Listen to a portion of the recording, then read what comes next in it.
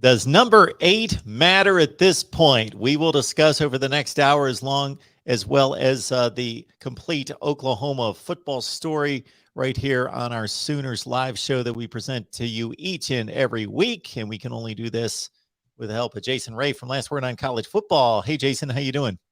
Doing good, Mark. Thanks for having me. Absolutely. I want to remind everyone to please leave your comments and your questions in the live chat. The Sooners on a bye week coming off the big win by about 30, 52-21, if I do the math, if I remember correctly, over Texas Tech. Yep. Pretty much as expected. Actually even covered the spread for you Oklahoma fans who also like to put down a buck or two on the game. So everybody's happy. And, of course, march into the bye week at 8-0. And we will see. And going forward, of course, how the College Football Playoff Committee will value these wins going forward. Jason, let's take care of the news of the day first. We'll do that. The news of the week, I should say, with a wide receiver commit, Nicholas Anderson, coming into the fold, and of course, this position group for Oklahoma and what they've done on the recruiting trail for the past 3 or 4 classes has been pretty remarkable.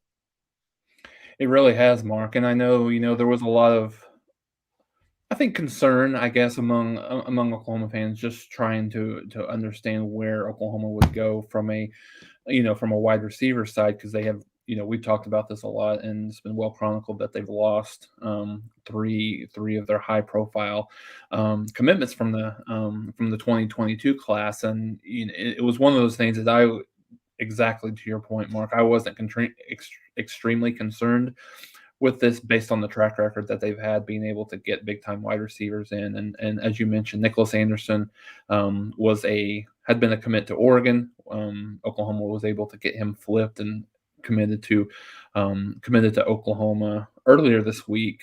So a big position of need, a 4-star wide receiver out of Texas. Some people know, some people may not know. He's the younger brother of former Oklahoma running back Rodney Anderson. So he's got the lineage in terms of Oklahoma, previous players. And like I said, a position of need. He's the only wide receiver that they have. I would imagine they'll probably go after a couple more from a commitment perspective, but it brings Oklahoma up to number 7 overall on the 247 rankings as of right now. Just kind of looking at that, they've just below Texas, but Oklahoma's got 2 5-stars in this, and they still a ways to go before that's actually completed. But I think they've had a couple of commitments and a couple of pledges over the last 2 or 3 weeks where 2023 was really, really big, in the probably August, September timeframe, and now it's focusing in a little bit more on the 2022 class. So I think that goes without having a quarterback in the class. So I don't know, if Oklahoma's actually going to even look at bringing in a quarterback for this class, but may depend on what happens with Spencer Rattler after the season. But I think right now they're not, but they're in a good position. They've got a ways to go, obviously, for the remainder of the 2022 class, but I think they're in a good position sitting at number 7 and getting a position of real need. Nicholas Anderson, rated the 38th best wide receiver in the country coming out of the 2022 class, 38th rated player in the state of Texas. That's according to the 247 Sports Composite, number 237 nationally, standing at 6'3.5". Don't leave off the half inch. 6'3.5", 195 out of Katy, Texas, in the Houston area. And Nicholas Anderson with 29 offers. At some point, you brought up Spencer Rattler possibly being gone, possibly staying in Norman next year. I actually ran a poll on our community page here at the Voice of College Football Oklahoma. I'll look up those results and get those to everyone here as we continue the conversation before we dive into Texas Tech and what lies ahead, and, of course, the College Football Playoff ranking. You can join us on Patreon at Voice of College Football Community. I got to brag about this while I still can. 13-5 against the spread last week. So Jason's part of our 12 pack. So we've got about 20 media members that we've got a friendly little competition where we pick 12 of the biggest college football games of the week, both straight up against the spread. Don't know what I did there. I think 9-3 against the spread, but then I pick all the top 25 games. So it's a little bit more than that, usually 18 to 22 games, and 107-69 against the spread overall. And we've got a whole lot of other components there to check out there at the Voice of College Football. Just go to Patreon, search Mark Rogers TV. All right, Jason, we might as well get it started on this ranking subject. And if everybody has any other comments or question concerning anything else, and obviously the playoff ranking as well, we assume everybody's going to dive in on that one. But certainly anything coming from the Texas Tech game or anything in regards to personnel situations or whatever you would like to for Jason to address, certainly leave it in the comments section. All right. Playoff rankings were unveiled. Georgia's clearly the number one team in the country based on performance and record. Beyond that, you've got a 2-9 situation, 10, something in that range, where there is all sorts of debate, discussion, arguments that can be waged, eye test, metrics, results, opponents, schedule, everything that can be reviewed and debated. I've got to say that when Oklahoma shot up on the screen much sooner than I anticipated at number 8, I was surprised. Yeah, I have to, I think Mark, when we were both kids, as any kids go through, when you get direction, from your parents. Like if you're, playing with a light socket, your parents will over and over quit doing that, or you're gonna get electrocuted. If you're playing with fire, quit doing that. You're going to burn yourself. Oklahoma, so make this a real life example. Oklahoma did this time and time again in terms of struggling with really bad opponents. And I think so. Yes, number one, I was surprised as you were that Oklahoma was at number 8. However, when you look at the totality of Oklahoma's record at 9-0 right now, you only 9-0 team in the country. However, you see that, and it's kind of glaring the struggles that they've had with, how they struggled with Tulane. I mean, just go 2 weeks ago, they needed some heroics to beat one of the worst teams in the country in Kansas. So I think the balancing act is there, as you mentioned, Mark. You balance the 9-0 record versus, the eye test, who you've beaten, what's the amount that you've beaten some of these teams by. Who, if you've lost, who have you lost to? What was this situation in which you lost? The teams that you have beaten, how strong are those teams? So it's a lot to specifically the first week, and it's always the most. I think the first one is always the most debated. The first and the last one, I think, are always the most debated in terms of the not only the top 4 but the top 10 overall. So I was surprised, but then you go back and look at it, um, not incredibly unwarranted in terms of, where Oklahoma is on the field versus where some of these teams are. When you look at it, I mean, on paper, their best win is probably Kansas State. I mean, we would say, automatically your thought goes to Texas, but Texas is 4-4. Kansas State is 5-3. So from a talent perspective, Texas is probably a better football team. However, just like from a record perspective, I think Kansas State is probably the best team that they've beaten thus far. So that's the bad part. That's the bad part where you're sitting right now. And I know there's been a lot of conversation about this that I've read over the last 12 hours or so, last night and this morning. But I think, and there's a question here, I find it very, very difficult that Oklahoma would not at the very least get to a number 4 spot with an undefeated season. Because keep in mind, the resume is weak for Oklahoma right now.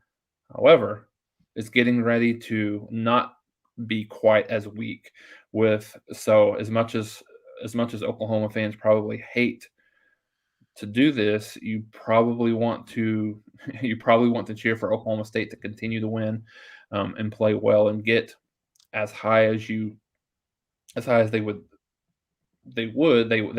need to get. I think the only thing that you would worry about if you're kind of an Oklahoma fan is what what value do you championship weekend, what value does it bring beating, assume that you're able to beat both Oklahoma State and Baylor and Iowa State to go to the Big 12 championship game undefeated. What value does it bring beating one of those teams again?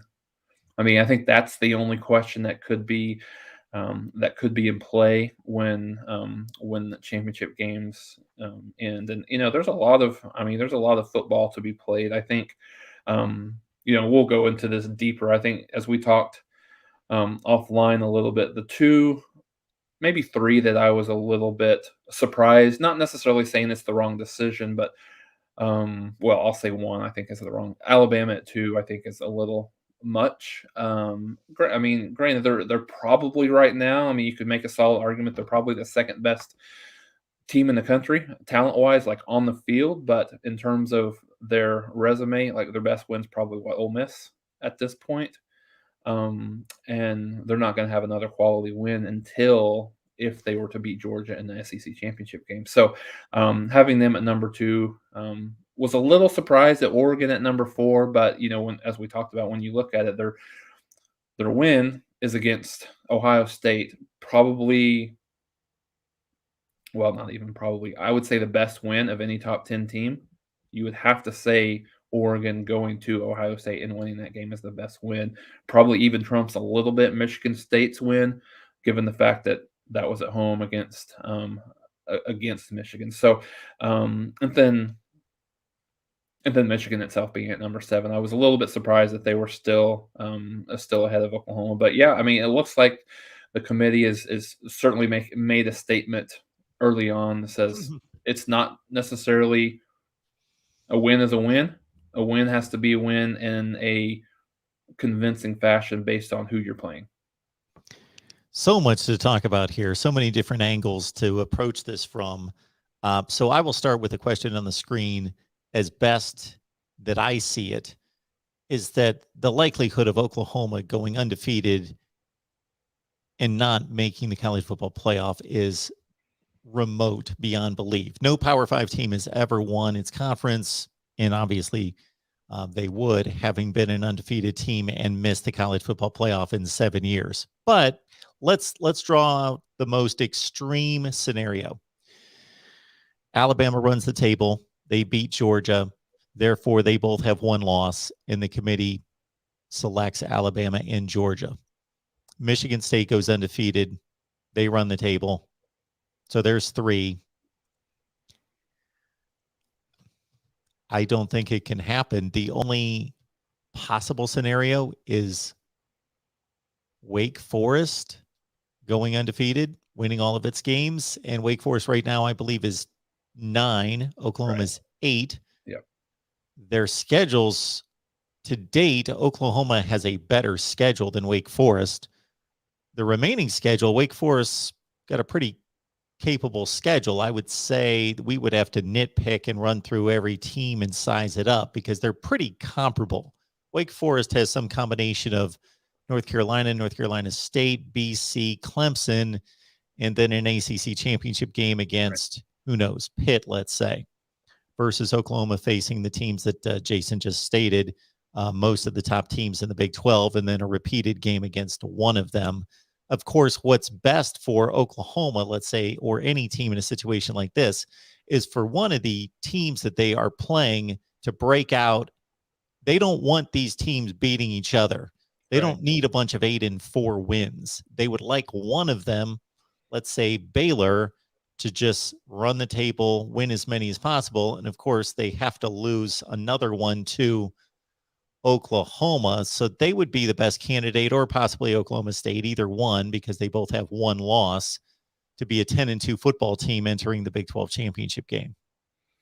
No, you're absolutely right, Mark. I mean, as much as we talked about Cincinnati here the last couple of weeks and how what a damaging blow that was for them, for SMU to lose that game, very, very similar here from an Oklahoma perspective. I think, with Oklahoma State, and both of these teams have a little bit of a tricky games on the road this week. Oklahoma State goes to West Virginia, who just beat Iowa State last week.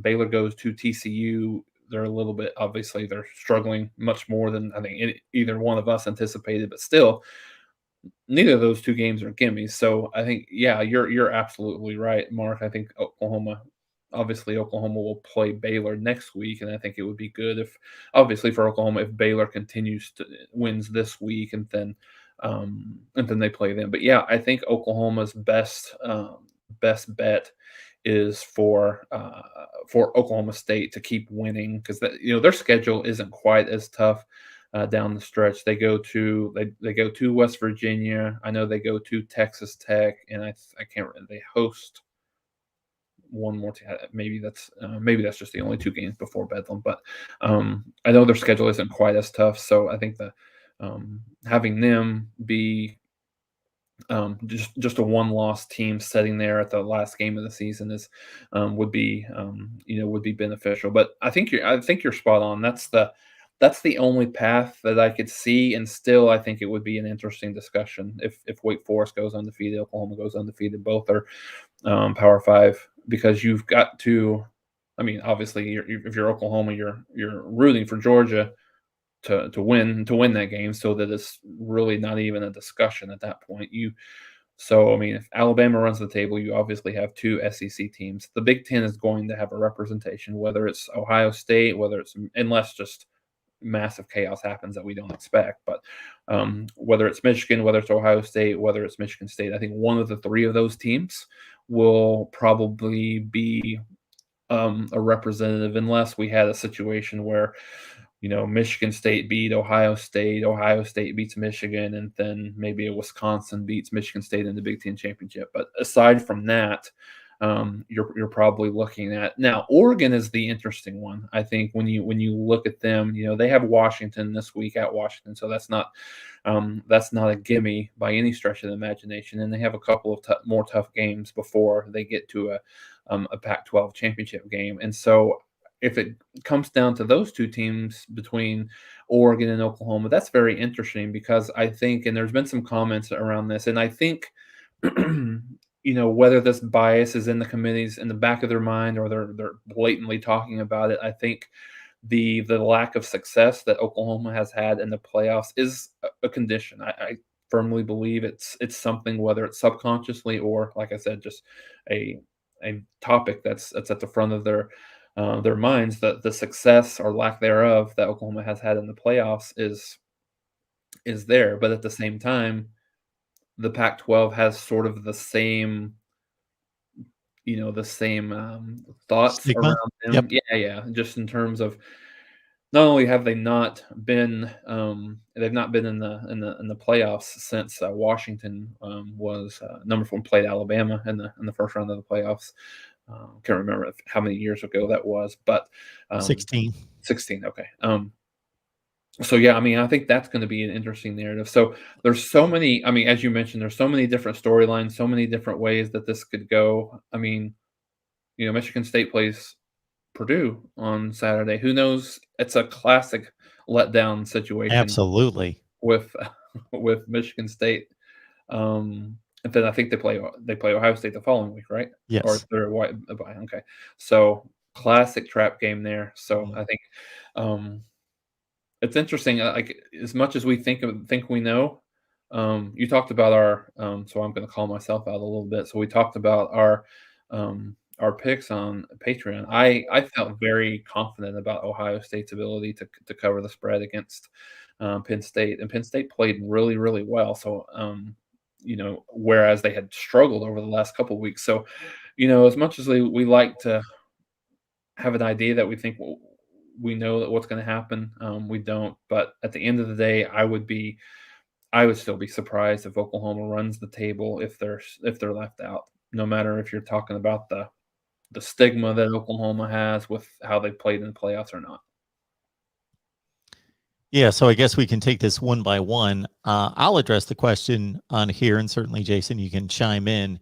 I don't necessarily agree with Michigan being ranked ahead of Oklahoma, but there are sometimes when you disagree with something, but you can understand the other side. You understand that it's a valid point, and then there's other times where you disagree with the opposing side, and you think it's completely ridiculous. In this case, I understand it.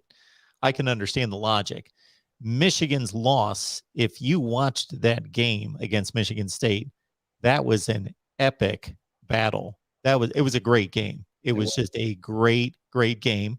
They were playing on the road, and you may be able to walk away from that game still thinking Michigan is a better team, outcoached possibly, but a better team. Right. So if you truly buy into Michigan State being as good as their ranking, then that's how you can buy into Michigan being ranked ahead of Oklahoma. Now, if you play the game of, well, is Michigan really that good because they lost to Michigan State and Michigan State's best win is Michigan? So is Michigan State really that good? We need to see more from Michigan State. We kind of play that game all year long where we're like, well, we'd like to see more because are they really that good just because they beat that team? We don't know how good that team is. And so we kind of kick the can down the road Mhm. regarding that argument.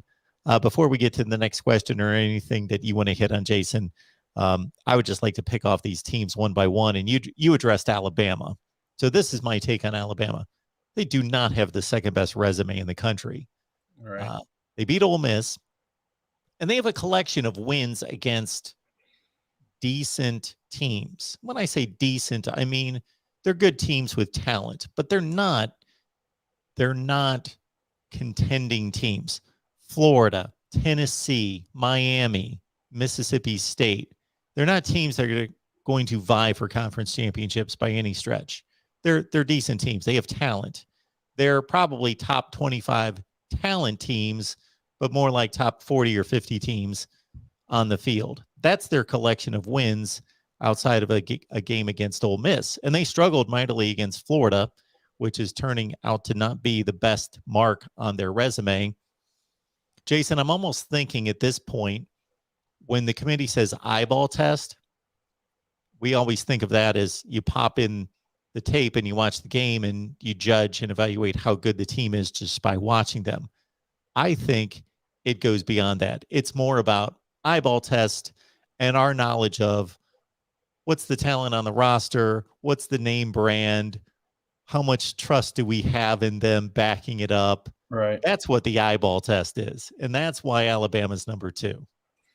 No, you're absolutely right. And a lot to your point, I mean, I think a lot of it has to do with the brand and how successful they've been, over the last, however many years under Nick Saban. So I think you're absolutely right. And the resume is not going to get any, like I said, it's not going to get any better. But They've got Auburn.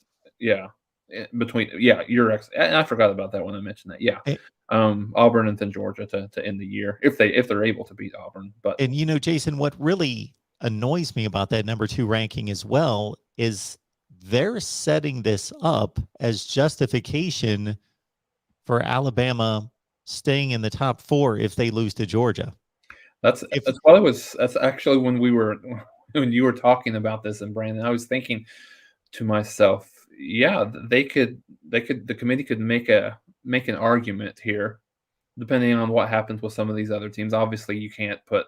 I mean, just the amount of backlash would be just astronomical if you were to put a two-loss Alabama team over like an undefeated Wake Forest or undefeated Oklahoma. And I think brand matters, right? I mean, I could not see a situation in which a two-loss Alabama team would get in over an undefeated Oklahoma. I could see a situation, I think that's probably where you're going, where a two-loss Alabama team could get in over an undefeated like Wake Forest or maybe a one-loss Baylor or a one-loss Oklahoma State team just because. yes, And then it's in a lot of ways, it's frustrating, I think, for us watching it because, at the end of the day, like, wins should matter. But, I mean, I think They don't really. I mean, I think at the end of the day, it's who you who you played, how you look on the field, and if you win, that's positive. Obviously, you can't have 2 or 3 losses, but, well, I mean, if you're Wisconsin, you can have 2 or 3 losses and still be in the top 25, um, but you can't you can't lose these games, but at the end of the day, how you look is right now is being perceived as more important on as opposed to how many wins that you have or And maybe how many losses you have. and to me, this is coming from a person, meaning me, that actually believes that Alabama is the second best team in the country. But Yeah. I think we should be going by resume and results on the field. That's what I do when I build my rankings, because I'm not going by, well, I think this and I think that. Um, and Alabama's, because okay, they're number 2 right now. They're going to not to win against an LSU team that's not very good, but they're still talented, and they're going to be given a certain amount of credit for that win, just like Florida's 4-4 right now, just like LSU is, and Tennessee. So Alabama's going to be given some amount of credit, especially if they beat them by 4 touchdowns. Mhm. So they've got LSU, they've got Arkansas, put them somewhat in the same category. They're a good team. They've got talent. They're starting to lose games though. So Alabama's going to, and then obviously the Auburn game, that's a top 15 win as it stands right now. So Alabama's going to do nothing but cement that number 2 ranking between now and championship weekend. And Mhm. so then if they go out and play a really close game against Georgia, who's going to do nothing but cement the number 1, I could Mhm. see Alabama going from 2 to 4, or maybe 2 to 3, because they want to avoid the rematch. Yeah. I could see it. Yeah, no, I definitely could, as well, and, uh, it's always just interesting just to see the just to be able to kind of pinpoint and understand the thought process before, before, going into these rankings. I mean, I think one of the things that I find very interesting is, I was doing a little bit of a comparison against the college football playoff rankings in the AP today, and you've got a team like you've got Wisconsin with 3 losses that is in the top 25 versus a team like Texas San Antonio. Let's just say they're number 16th in the AP, but they're nowhere near the top 25. Well, I'll say nowhere near, but they're not in the top 25 for the college football playoff. Mississippi State's another example. They're 17th. They're not ranked at all in the AP. So I think those things are kind of interesting just to look at thought process and is it's always in this we, we can continue to have this conversation and we'll have it over and over again. I'm almost to the point where there's there's no path whatsoever for a group of 5 team to make it. I mean, I just Cincinnati can't do there's there's not much that they can do themselves. They just need a ton of help. They need. I mean, there's a path for them to get there. I think, but it's hard. It's going to be very hard for them to find a way, especially with SMU losing last week. I mean, I think that was if until now they play.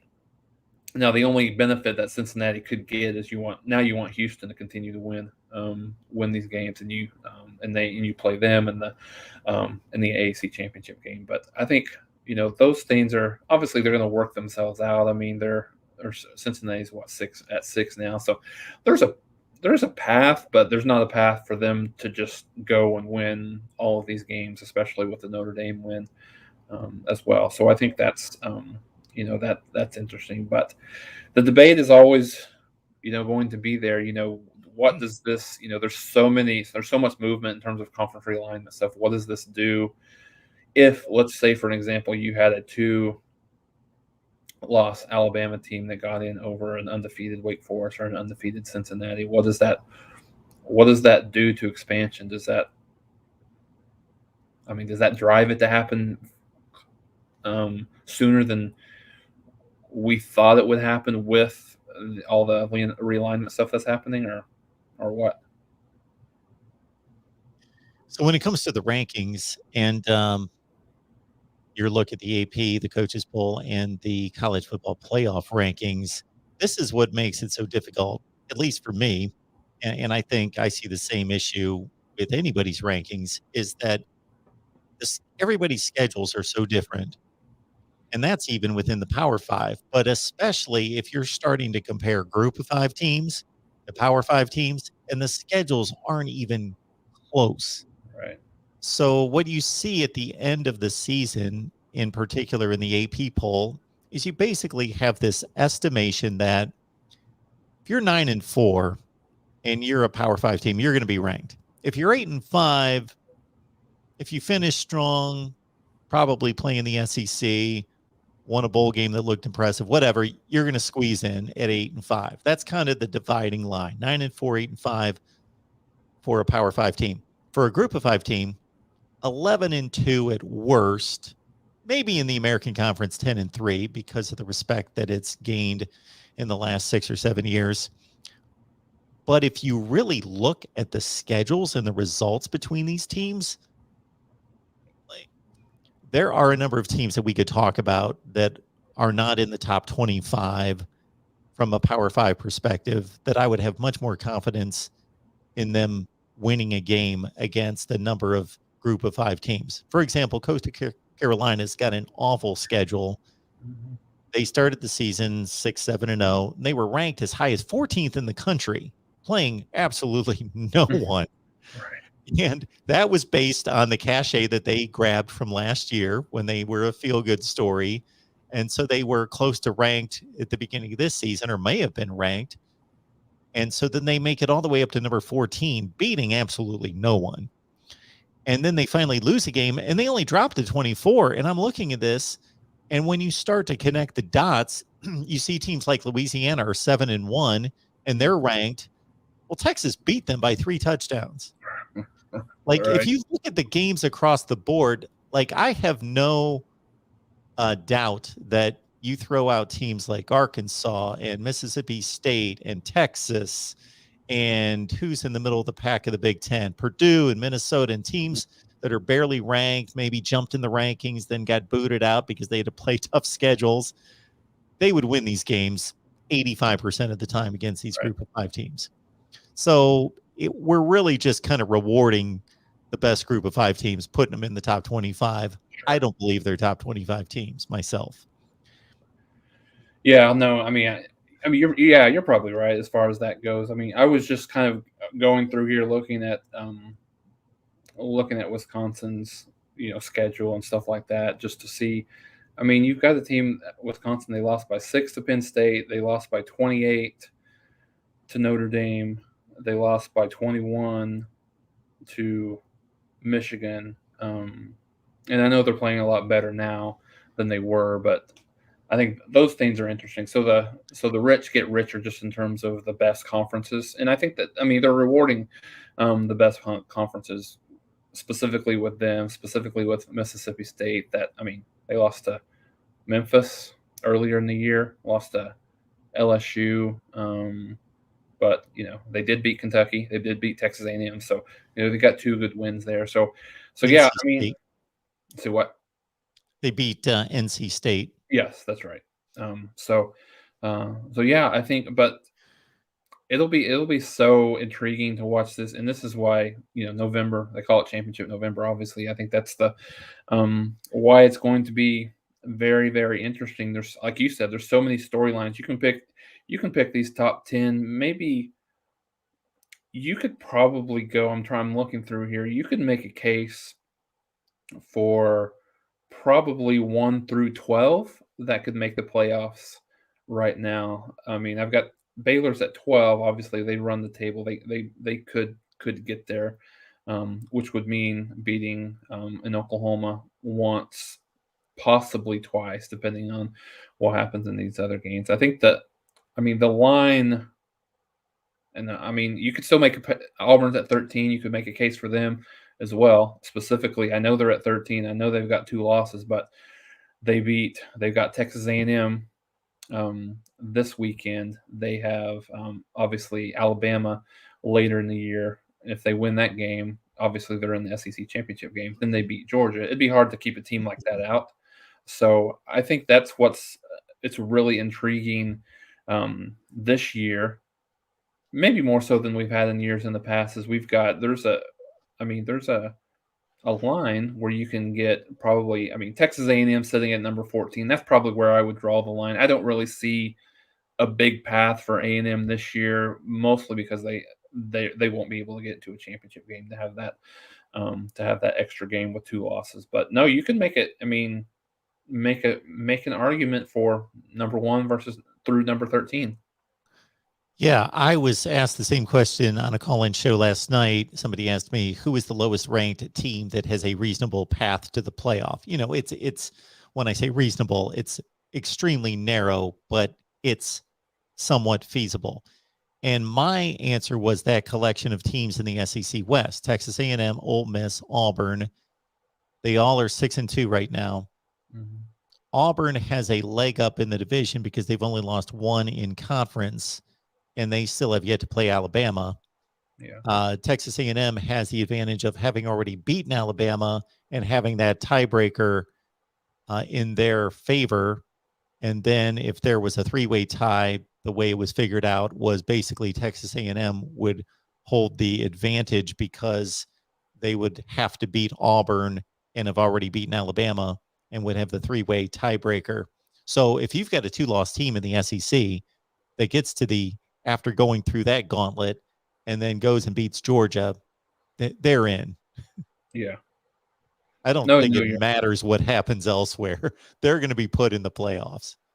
Oh, you're absolutely right. No, don't disagree with that at all. So, And just to extend on one of your points, and we could talk about this stuff forever, and I know that I've asked people to leave their comments and questions, and we will get to them certainly because, again, I've got ample opportunities to share my thoughts. But just to extend on something that you said, Jason, the number one component in this that I wanted to see, that I was most interested in, that you hit on going into the rankings being unveiled was, where is Cincinnati? Because everybody else outside of possibly Wake controls its own destiny, except for some strange, really crazy scenario that we would have to try to figure out, like I did with Oklahoma, maybe. Michigan State, Penn, on down the line. Everybody in the Big Ten, Oklahoma, they control their path. They control their destiny. So what was intriguing to me was, what are they going to do with Cincinnati? And by placing them 6th, to your point, their schedule strength is only going to deteriorate more and more and more and more, especially in comparison to everybody else who, as long as they can survive, schedule strength is going to just increase exponentially. So I just don't see, unless there's chaos in front of them, how they can make it. yeah, no, I agree with you, and I think I wasn't entirely surprised. I thought they would be either 5 or 6. Just because I think from the committee's perspective, if you put them at 4 or higher, if you put them at 4 or higher, then you have some explaining to do if you all of a sudden they keep winning and then you all of a sudden just drop them. Obviously you can explain it away by some of these other teams that were behind them that they played much tougher opponents, looked better, they eye tested better. But I think to a certain degree, you're stuck in a situation where you have to explain something that they probably have no interest explaining away. They have enough, have enough issues as it is trying to explain all of these things. Um, so yeah, I think that was very interesting for me, just saying, oh, all the way down at 6, and there's so much discussion on all of these teams. Honestly, Mark, all of these teams in the top 10. When you look at the if you just break it down on the sheer discussion of why is a one-loss team ranked ahead of an undefeated team, not taking into consideration schedules and things like that, just the one-loss team ahead of an undefeated team, like in the case of Oklahoma here. And granted, for Oklahoma fans, we talked about this a little offline. This is uncharted territory for Oklahoma. Oklahoma has has historically got the benefit of the doubt when it comes to the college football playoff rankings over the last few years, whether it be that, whether it be the BCS before that, or whatever. Oklahoma has got the good end of the stick, so to speak. And so when you look at this and having Oklahoma, behind so many one-loss teams, it's just like I said, it's just a different scenario than Oklahoma has been in, has ever been in the past. So, if I misspoke a minute ago, I meant Cincinnati 6th and Oklahoma 8th, not vice versa. Um, but yeah, I think Oklahoma has a tough schedule in front of them over this next month. I think I saw a graphic that Oklahoma of the top 10 teams, Oklahoma has the second toughest schedule remaining for the month of November. So, I think maybe this is something that lights a little bit of a fire underneath them in terms of a team. I know that. I mean, if I was obviously Lincoln Riley, I would absolutely be using this as motivation for the rest of the season, and hopefully that maybe for their sake that helps them, but if they're able to continue playing at least as well as they played against Texas Tech and just improving a little bit more on the defensive side, they have the ability to put themselves in a position to make this not as much of a discussion as it is right now. So Jay, Megan, Dalton, so many people with questions. We appreciate your questions, and basically I'll try to group these together because many of them obviously touch upon the same topics. One has to do with perception, with brand image, with previous year's results in the playoffs, and people asking, has that held back Oklahoma? I, for one, hope not.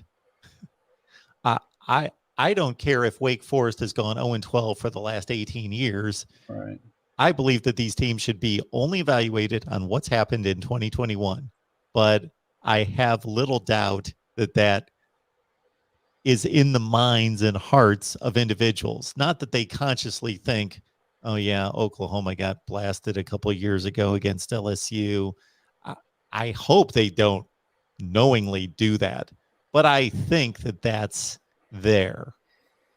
Yeah, I do too. I mean, even if it's like I mentioned earlier, Mark, even if it's subconsciously a discussion, I think that's there, and I think the name is there. I mean, it just is. I mean, I'm not saying it's the right thing to do, and I could not agree with you more in terms of I don't care what they did if they've lost, if they've lost every game in the last 3 years, if they're undefeated this year, then they deserve the opportunity. I think the one thing that we talked about Wake Forest a little bit here, the one thing that goes against Wake that Clemson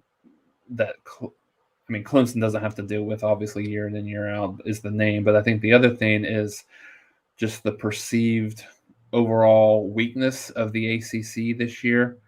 I mean, you had Pitt, who was one of the hottest teams in the country over the last few weeks, but then they get beat at home at Miami. North Carolina is a team that many of us thought that would be maybe even in the mix for the college football play for a New Year's Six bowl game as well, and they're sitting here at 4-4. So I think how some of those other teams played down the stretch, even if Wake Forest is able to navigate the rest of the schedule and go undefeated, who they end up playing in that ACC championship game could be big as well. It certainly doesn't factor necessarily into this discussion, although by connection it does, because it all relates to Oklahoma with these college football playoff rankings. But somebody's going to have to explain to me. I thought I understood strength of schedule until I saw that Oregon has the 22nd ranked schedule in the country. How is this possible? Okay, Ohio State, I get it. And Ohio State, had they won that game against Oregon, would no doubt be the second ranked team in the country. But Oregon played Ohio State. Okay, they're a top 5 team in the country, but it's kind of ironic because does Oregon get credit for the Ohio State game outside of the game that They actually played against Ohio State and beat them, which knocks down Ohio State. You know what I mean? So if you look at Oregon's schedule, how is this the 22nd schedule in the country? Ohio State, okay. Other than that, Fresno State, that's the best game they've played.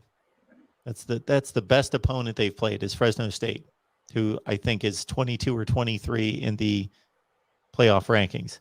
Mm-hmm. Stony Brook, Arizona, they've lost a million games in a row. Stanford, they lost to, who's now 3-5 or 3-6. Cal, who up until a couple weeks ago had one win. I don't know what the record is now. They're like 2-6. Mm-hmm. UCLA, who's now 5-4, looked good for a little while. 5-4, and again, the teams they're losing to aren't the greatest teams in the world. And Colorado, who again is one of the worst teams in the country. That's the 22nd rated schedule. I don't know. I'm with you. And I don't know what they put into the consideration if they're, when they look at this schedule, are they considering their upcoming games, or is it the schedule that they've played to this I think point? it's the current schedule. Because they do have Washington and Utah as road games coming up, and 2 of their next 3 games. So Still. but still, no, but I'm with you. It's bizarre. It's very bizarre. Now that's a computer doing that. I understand individuals saying, for example, the Cincinnati backers will tell you they beat Notre Dame. And like the season should be over after that. They beat Notre Dame. They did what they have to do. That's good enough. And I don't buy that argument because everybody else has to win like 5 games like that. And and for Cincinnati to be 6 and Oklahoma 8, if you look at the overall schedule, even though Oklahoma has yet to play most of its toughest opponents, they've played by far a tougher schedule than Cincinnati overall. And Cincinnati's struggled against Navy, and they played Tulane's third string quarterback last week, and we're only winning by 2 points at halftime. Right. The Navy game was an onside kick with 45 seconds left in the game. And there was another game in there that they struggled to win. And on top of that, Indiana, which was not any type of dominant performance. So yeah, no, you're right. You're absolutely right. I'm trying to find Indiana was the struggle, 38-24, and they were down at halftime, I believe, in that game, and they had to come back and win. So they haven't blown. To your point last week, Mark. The score ended up looking a lot better than what it actually was, but no, you're absolutely right. They haven't been. There's few teams that have been dominant, game in and game out. Georgia's the exception, right? And there's a lot, and there's some comments here, and I think Georgia maybe not necessarily nationally. I think they get a little bit of a raw deal just in terms of, I think the narrative is, yes, they got a good defense, but who have they played offensively? And I think it's a little valid in terms of the competition offensively that they've played thus far. But my gosh, Mark, I watched that defense over and over every week. They didn't even have to play offense last week. They could have won that game just playing defense the entire time. What they have did they have 2 defensive touchdowns in that game? I know they had a pick one for sure. I don't know. But anyways, there was a second. Yeah, they could have won the game without playing offense. No matter who you play, if you're in a situation where you give up less than around 6 points a game, their defense is incredible, and that's why let's fast forward the SEC to let's play the Iron Bowl and see what happens there. But I'm just so interested in watching Georgia and Alabama play, on how Alabama's probably not quite as explosive as they were last year, but they're pretty close. They're pretty close. So I think that'll be interesting to just see exactly who how that works out. And of course, it'll never work out the way we assume. I mean, Alabama will probably lose to Auburn, or something will happen, and but yeah, and I think, judging by some of the comments that we have here, Mark, there's a lot of people are kind of like us, just in terms of we just rooting for chaos and rooting for kind of different things to happen. I know, there's some comments about Cincinnati, and we're on the same page. We agree that Cincinnati's not going to get in unless they have some help. Just winning the rest of their games isn't going to be enough, and that might be the case for a couple of other teams. So I think when you when you go through each one of these teams and dissect them one by one, there's a lot of losable games for a lot of these teams, and that's why it's so interesting to see how it will go the rest of the way. I think just a lot of exciting football to be played. I mean, you've got Michigan plays. Michigan still has Ohio State. Ohio State still plays Michigan State. Michigan State still plays Penn State, and then you've got Oklahoma still playing Baylor. Oklahoma still playing Oklahoma State. You've got we talked about Alabama and them playing Auburn. Auburn still has Texas A&M, which that might be an elimination game. Well, not necessarily elimination game for Texas A&M if they lose, not necessarily for Auburn in terms of creating some chaos. So, and heck, we've got your Irish here that's still sitting back here at number 10. They're not really. It's a hard path for them. I think Yeah. their path is probably more difficult than any of the other ones, just because they don't have, number one, they don't have a conference championship game to play, and number two, they don't have a ton of big games remaining on their schedule. They got just looking here, they got Navy this week. They go to Virginia, and then they got Georgia Tech and Stanford. So they don't have a whole lot to do to kind of help their resume.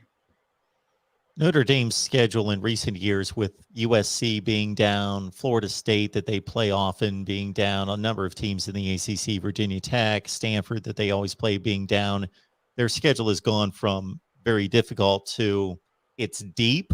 They don't have these give me games in the FCS and the group of five that other teams do. So it's deep. It's a competent schedule week to week, but yeah, there's really nothing there. North Carolina's let them down, and there's really nothing to hang their hat on. And if you just look at the head-to-head comparison, they need to get Cincinnati out of the way as well, because even if Cincinnati loses a game, they've got the head-to-head on Notre Dame, if that would come into play, and they won at Notre Dame by 2 scores. Right. So yeah, they do have a difficult situation there. Yeah, no, you're right. So I think they're the team. I mean, you can make a case for, to your point, Mark. I mean, we can make a case for a lot of these teams in 1 through 13, but Notre Dame's a little more difficult. They've got to have mass chaos happen in order for that to occur. But the rest of them, I mean, there's there's a path, absolutely. So, and some of these teams that don't have great schedules. I mean, I think Ohio State's a team that you've been able to point at up until this point. Obviously, the schedule's gotten better. They've got Oregon and then certainly Penn State last week, but it's going to get better. So it's not going to be anything that's a debate later on in the year with them playing Michigan and Michigan State still to go. And then we've made it this far. We've got to it's mind-boggling to me. It's last week. We do a weekly article with at Last Word, where we preview. We call it our college football watch guide, where we preview the games, and then some of the best games in the country. So this week for the early slot, we've got Ohio State and Nebraska, and again another one possession loss for Nebraska last week. So What do they got? What do they have left in the tank? Like 30. So I have 36 losses by a combined 33 points. I don't know if I've ever. I don't know if I've ever seen that many close losses by one team in 1 year. So do they have? I mean, do they have anything left in the tank? Like, I mean, they're still playing. I mean, you've got to think right now that Scott Frost is something of a lame duck coach right now, but I mean, they're still playing. So They will have to pull off a major upset to avoid 3-9, and I don't think yeah. 4-8's any cause to celebrate. They've got Iowa, Wisconsin, and Ohio State, Mhm. and if they only lose by 1 score to Ohio State this weekend, then I don't know what to make out of that 1 score streak of losing games. They've lost every game by 1 score, and if they lose to Ohio State by 1 score, I'm going to know something's up. Right. Well, and it's, I mean, when you look at I was looking at some of the lines, and they may have moved a little bit, but I think Ohio State's only about a 15-point pick against Nebraska. So I Yeah. think, generally speaking, there's a lot of respect for what Nebraska's been able to do in terms of being able to keep a lot of these Yeah. games close, even if they're not necessarily against great teams. I mean, Purdue's not a terrible team. Obviously, we saw that they beat Iowa earlier this year, but still, I mean, I think Well, that, Nebraska lost in overtime to Michigan State, and they lost by 3 points to Michigan. yeah, in And both of of those course, games, the Oklahoma game. right? I was gonna say, I mean, I think you could. I hate to sit here and blame coaches. I hate that. I mean, I hate that, but there's a lot of bad coaching decisions that Yeah. in 3 of those games that I saw that could have turned the table one way or the other. I mean, you lose that many close games, and I mean, you've got to, what's the common denominator between that? So it's Jason Ray, last word on college football. We're here, the voice of college football, and want to make these live streams each and every week as successful as possible and have as many people in here as possible. So please let people know that we are here each and every Wednesday at 11:30 Central Time. So bring your college football friends with you, regardless of who they root for. I think Jason's going to stay on the line for a few minutes. yeah. No, I could stay. I need to jump off and start up our Ohio State live stream. So I'm off to do that. Jason, I appreciate it, and we'll talk to you soon. We'll see everybody else next week. All right, thanks, Mark. All right, so you guys got me solo for the next, so I can stay on here for about the next 30 minutes. So bring your questions, comments, specifically OU. Doesn't have to be playoff related. Doesn't have to be rankings related. Talk about Oklahoma. We didn't do a ton of stuff, just looking at the recap from Texas Tech, but we can do that if you have any questions specifically about that. So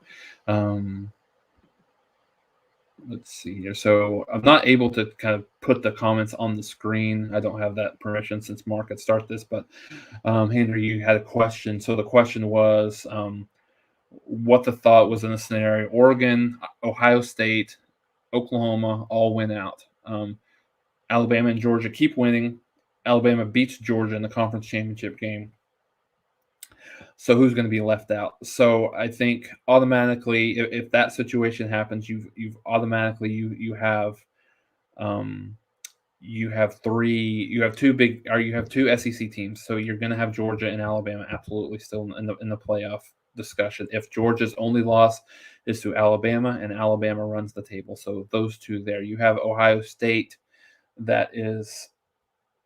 You have Ohio State that if they win out, obviously they're going to make the playoffs. So the discussion goes between a one-loss Oregon team and a undefeated Oklahoma team.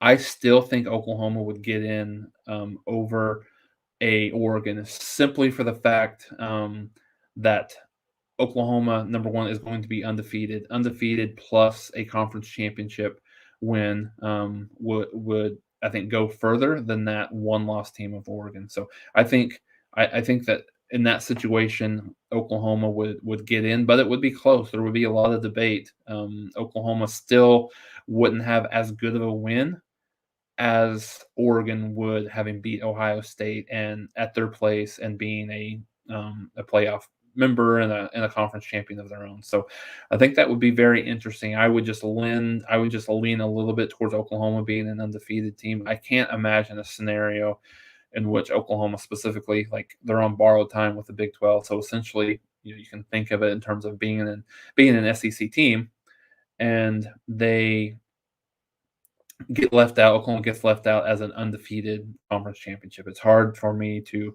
understand that would believe that would happen as well. So let's go through some of the comments, and let's change it a little bit, and let's get back to some specifics around Texas Tech. So some of the things that I think were positive for Oklahoma is played much better on the defensive side of the ball. I think getting Jalen Redmond back was very, very helpful for the Oklahoma defensive line. Played better, not necessarily exactly where you need to be, but I think having those guys back are very helpful. We saw on the defensive end, or I'm sorry, the back end of the defense in terms of the secondary, getting Delarian Turner-Yale back was very, very profitable, just in terms of kind of solidifying that back end in the safety position.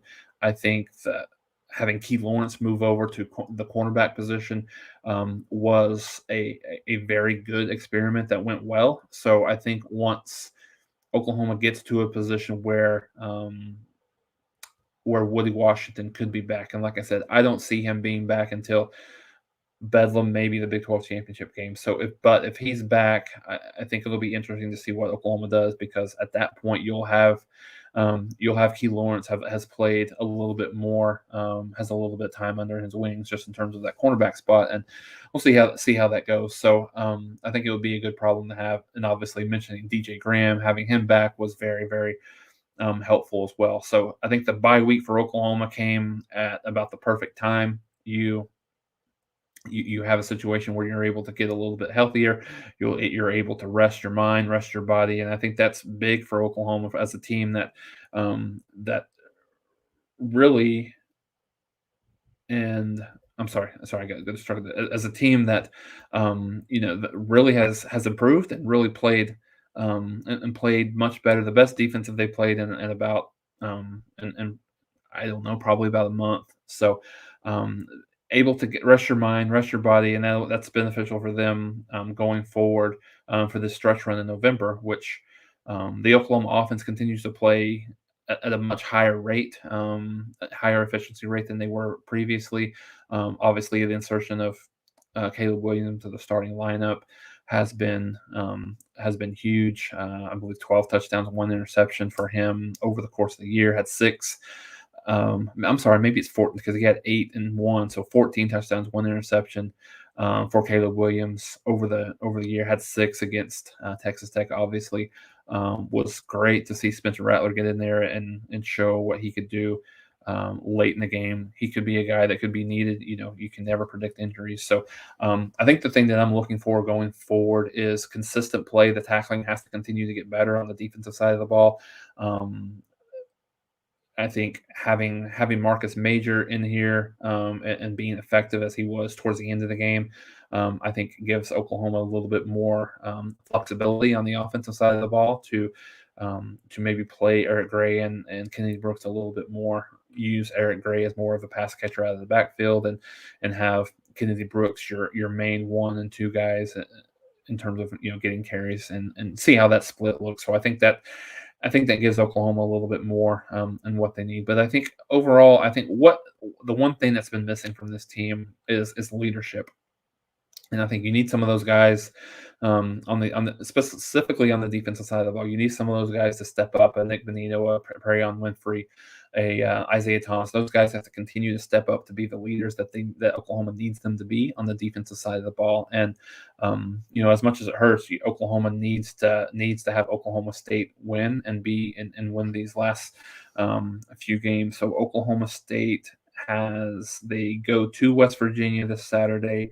Then they host TCU and then play at Texas Tech prior to Bedlam. So I think, as much as it pains you to even think about this, I think Oklahoma should be Oklahoma State fans. If Oklahoma State, if they win those games, they could see I don't know. Even you can see Oklahoma State getting up to as much as 5 or 6 in the polls before Bedlam, and that could be one of the biggest Bedlam games we've seen in quite some time in terms of just ranked versus ranked. So, and seeing Baylor do that as well. Baylor has TCU this weekend, so it will be beneficial for Oklahoma from a playoff perspective, from a Big 12 championship perspective, just to have what the perception is of Oklahoma moving forward will be really good. So I think that will be interesting as well. So, some comments from Christopher Foote. Oklahoma's isn't going to be undefeated. I think based on the way they're playing right now, I think it's hard to tell. I mean, I think before the Texas Tech game, I had a lot of um, concern, I guess is the right way to put it, just in terms of if Oklahoma was able um, to win the rest of their games. But yes, I think Oklahoma has the opportunity. They're good enough. Whether they're able to do it and put it together and tackle and everything, do everything that they need to do on the defensive side of the ball is going to be interesting to see what they're able to do. Let's see.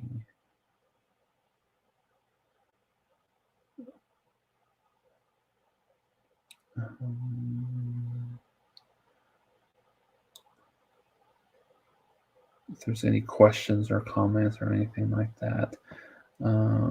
Henry, thanks for joining in here with us. I appreciate you. Appreciate you here. Let's see. Going through the comments here. I don't really see. I don't really see any other questions. Weston has a question here. We would have to win our games by 28 plus if Oregon wins out. I don't know. I think that the narrative would be much different because right now Oklahoma has a horrible resume in terms of the teams that they've beaten. Now, if you get into a situation where you beat two top 12 teams on the road and then you potentially beat one of those teams again, which probably top 15 at that point at the worst. So I think that is something that would be in Oklahoma's favor versus Oregon. Oregon's probably not going to have another top 25 win for the remainder of the year. Yes, they've got Utah. Yes, they've got Washington, and then probably either a Utah and or a not and, but I have a Utah or an Arizona State in the Pac-12 championship game. But none of those teams are ranked, and where Oklahoma will have 3 ranked wins. So that's what I think would give Oklahoma the benefit of the doubt over that. So. Some questions about injuries. I haven't heard anything specifically about Willie Washington, but the things I have heard is that he is pretty far away. Oklahoma actually might get Theo Weiss back against Baylor, so I think that would be good from an offensive perspective. But haven't really seen anything definitively on Willie Washington yet. Let's see. Always a lot of discussion on the playoffs, and I think that's one of the most interesting things about these rankings that come out. The first rankings and the last ones are always the most scrutinized of the group. So I think that will be will be interesting. So just to see what that happens as well. So but yeah, Oklahoma put together their best total package win of the season against Texas Tech. I mean, you say what you will about Texas Tech, but they came into the game 5-3. They have a close loss against Kansas State, a close loss against, but they beat West Virginia. But they don't have a great resume outside of that. So we'll see what happens. Weston don't really have a score prediction just yet. Something we might do next week as it gets closer to the game. But just kind of a scouting report on Baylor. they remind me a lot of that a team a few years ago where Jalen Hurts led Oklahoma to a comeback win in that game, and obviously beat Baylor in the conference championship game. So very reminiscent of there. They got a quarterback that doesn't make a lot of mistakes, even though he did throw 2 interceptions against Texas and only threw 1 the previous games of the season. So I think that he's a solid player. They got a good running game. Defense is really solid, strong tackling, very assignment sound. So it's going to be a tough game. I think it'll be a really, really tough game for Oklahoma to win, but it's a game that they're going to have to win, especially if they want to be able to do what they want to do, which is get to the playoffs, possibly win a national championship. That's a team that they've got to beat. So absolutely. But we'll get into that. I think so. Jimmy's a good question. Does Baylor have the best defense in the Big 12? It's close. It's really close. I would say it's between Oklahoma State and Baylor at this point. I would give a slight, and I just mean slight, edge to Oklahoma State right now, but I think Baylor does have a really, really good defense. So yeah. So thanks everybody for joining. I appreciate all of you guys. This is is always a great time on Wednesdays. Always a great time doing our pregame and postgame stuff on Saturdays as well. Obviously, with the bye week, we won't have anything. But join us next Wednesday, and we'll talk about everything Oklahoma related, play, preview the Baylor game in more details.